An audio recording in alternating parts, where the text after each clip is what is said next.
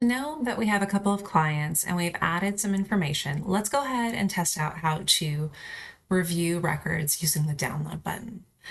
So you can navigate through this system directly through the front end, but the download button is something that we would encourage you to use regularly to keep ownership of your data and make sure that you're keeping your own copies of the data that you're submitting.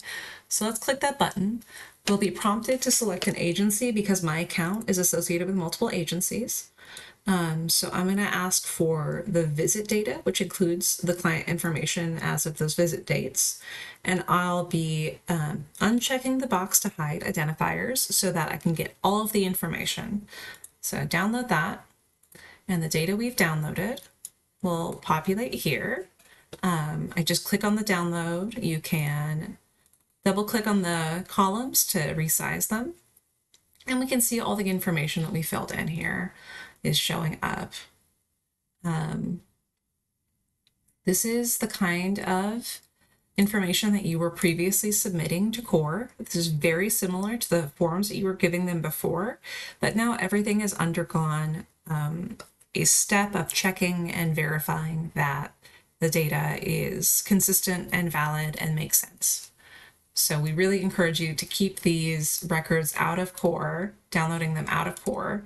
If it's helpful for you, you can also download your client information.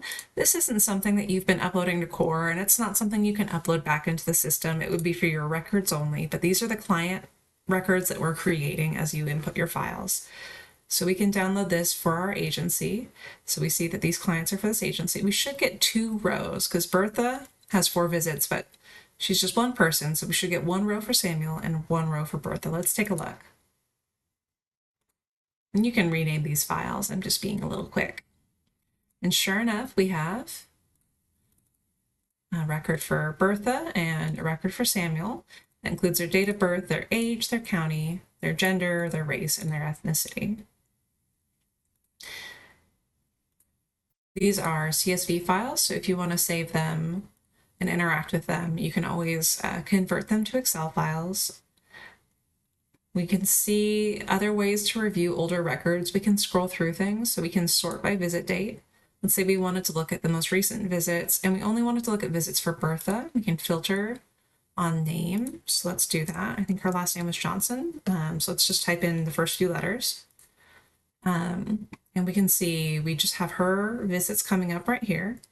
And we can see her history over time as she went from having stimulant use disorder to having both opioid use and stimulant use, at which time she initiated methadone. So you can look through the client's history. And if you really want to, you can even download data just for one client. Let's say you really need to know something about this specific client. You can do that like this. So you would put the client ID here and then hit the download button.